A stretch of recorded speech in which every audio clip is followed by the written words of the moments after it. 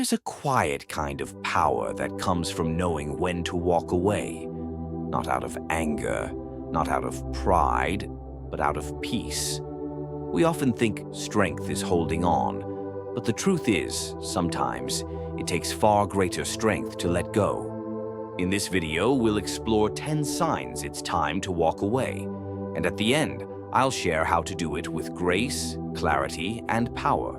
Let's begin. 1. When peace costs too much. If being around someone constantly feels like walking through fire, if every interaction burns a little piece of your peace, it's time to pause. Marcus Aurelius said, "You have power over your mind, not outside events. When your mind is constantly disturbed, you're paying too high a price to stay." 2. When you're always explaining your worth. If you have to keep reminding someone of your value, it's because they've already forgotten, or they never saw it. True connection doesn't need convincing. It recognizes worth in silence.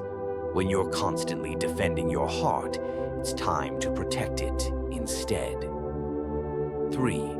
When growth turns into guilt. Sometimes the moment you start growing, others will make you feel guilty for changing. But evolution isn't betrayal, it's survival. If your progress offends them, you've simply outgrown the space you were once shrinking in. 4. When the relationship feeds. Your fear, not your faith.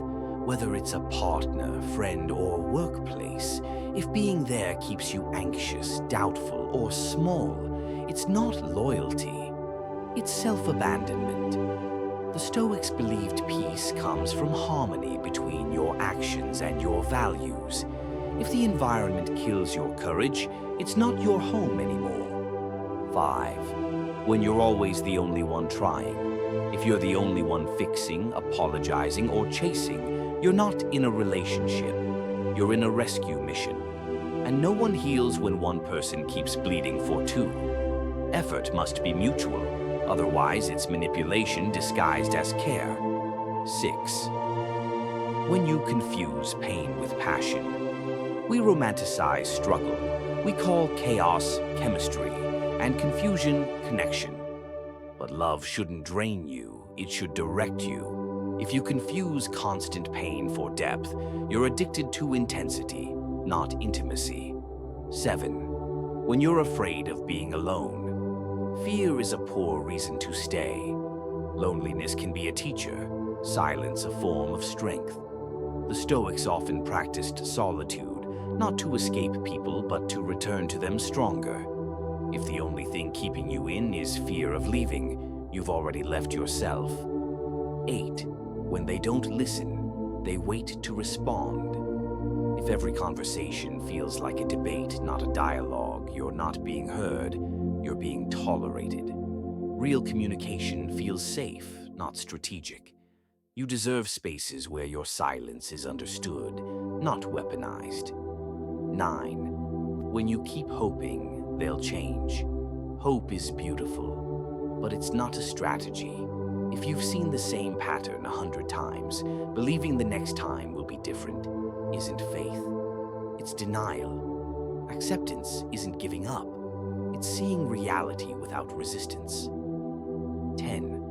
When you no longer recognize yourself. When staying forces you to become someone you don't like, someone quieter, smaller, angrier, or colder, that's your soul whispering.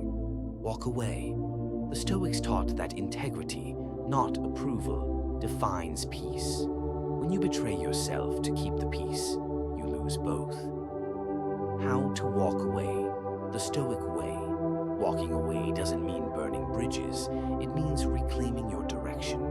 Step 1. Accept what is. You can't heal from what you keep pretending is okay. Step 2. Detach with understanding. Not everyone can meet you at your depth. That's not cruelty, it's clarity. Step 3. Forgive in silence. Not for them, but to free your own heart from bitterness. And finally, step forward, not away from something, but toward who you're becoming. Seneca once wrote, Sometimes, even to live is an act of courage. So live fully, freely, fearlessly. Because walking away isn't running, it's returning to yourself.